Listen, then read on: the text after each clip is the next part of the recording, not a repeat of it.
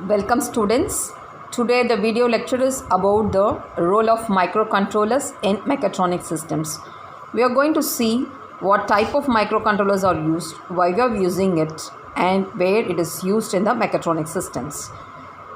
So coming to the mechatronic systems, we'll have a close look at it.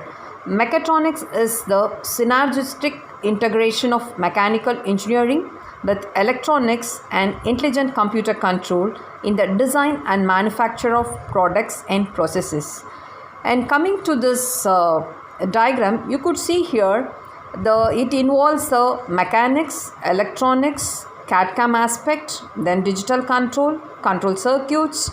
So here, coming to the mechanics aspect, you could see you have a very important part in it, which is a system modeling, where it involves kinetics, statics, materials, mechanisms, pneumatics, hydraulics. And similarly, coming to the sensors aspect, so sensors basically does the signal processing, it sends the signals and the controls associated with it. And coming to the microcontrollers, where we are going to see today, so it basically take care of the feedback, cascade control, adaptive control, any modeling, and it can be utilized even in the first and the second order systems. And coming to the control circuits, you have the op-amps and the timer. And the timer preferably it is used to start and stop the function of the system very precisely.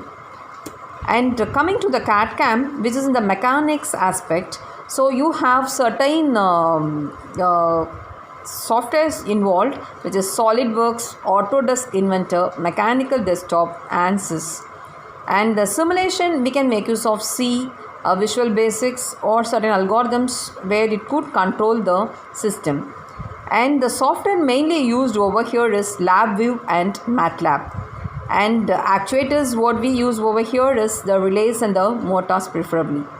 And coming to the mechatronics, what it is basically termed, it is a multidisciplinary approach first of all, and you can even term it as a replacement of mechanics with electronics with the help of microelectronics and sensor technology. These systems provide high level of precision and reliability. And it is nowadays possible that if you take a modern production machine tool, you can move that work table in a step of 0.001 millimeter and even more precise with it. By employing the reprogrammable microcontrollers, the meaning of reprogrammable microcontroller is like I could function it for something, I can program it for certain functions, but I need to alter or I need to change, I can reprogram it once again. So with the help of the reprogrammable microcomputers, it is now easy to add new functions and such that your capabilities of the product or a system can be increased. And today's washing machine, we call it as an intelligent washing machine. So intelligent washing machine is like we term it here because suppose you put the dishes over here. So basically cloth washing machine. And suppose you put the dishes over here, the washing machine will not sense a dish. So only if you put the clothes in it, it will sense and the machine will come into the operation. So like that we have various examples which are intelligent systems nowadays, which is a 4-wheel passenger automobiles, which is all equipped with safety installations such as airbags, parking sensors, anti-theft electronic keys, etc. So mechatronics is a multidisciplinary approach, preferably with the mechanics and the electronics combined in it. And you could see in this diagram, you could see in this slide various pictures I have depicted over here. Sometimes these are the examples where you have a lightweight robo, you have a keyboard testing device and the motion control. So mechatronic system mostly involves with the motion control. And what's the reason why we use microcontrollers in mechatronic systems? So mechatronic system, we have the microcontrollers, what we use it is with the reduced size and the price is less compared with other devices. used for controlling. And the very important aspect why we use the microcontroller is it has a huge amount of accessories like A to D converter, D to A converter, programmable timer and counter, pulse width modulator. Then you have a UART interface, I2C interface, SPI interface, one wire interface, etc. All the accessories are put over in a single IC. So we don't want to interface all these things separately. That's why we use microcontrollers in mechatronic systems. And the role of microcontrollers basically it has to control its process and the product functions. It need to capture information about the product and also about its surroundings. So these information have to be processed inside the microcontroller, and after processing, the microcontroller has to take some important decision what it should follow, what it should go for the next step if it is really necessary. And the right decision depends on suitable selected sensors and the processing of the captured information. So the very important role of microcontroller is data capturing and processing.